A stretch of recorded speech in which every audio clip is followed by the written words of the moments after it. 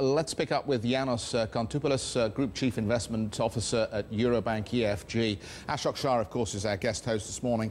Your research full of quotable lines, so let me just share some of this with the audience. Okay. As in the cult movie Escape from LA, where the world ends up in a post-apocalyptic state after all the technology crashes down in 2013, we end up with a poor sequel, which of course is Escape from New York. And you say 2013 is going to be a bit like that poor sequel of 2012. So what is this idiosyncratic risk that you say we should be embracing? Idiosyncratic risk, we should be thinking along the lines of Greece, for example. The reason being, if you want to put it in a greater perspective, is that this is a year that has actually positive surprise. Positive surprise is good for growth and economics overall, but it might be bad for the markets in terms of how policy might react to that positive risk.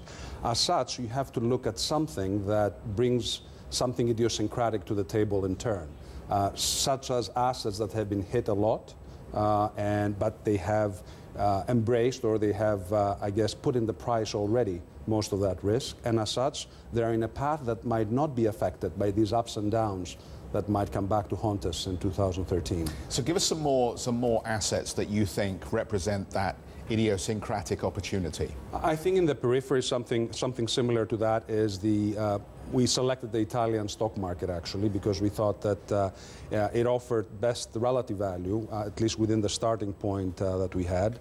Other idiosyncratic choices might be the dry bulk exposure, which you might get in some way or another in the stock market. I mean, it's much harder to do that directly.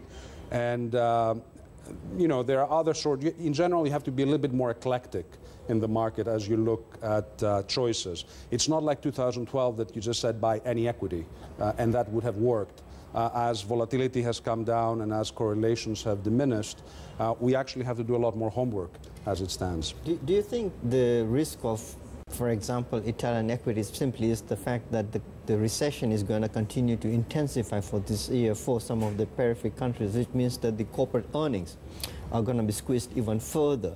So even though the markets may appear to be cheap, in reality, on forward earnings 2 years out, actually markets may be fairly priced already. Does it feel like it's getting too late to be coming into those assets right now?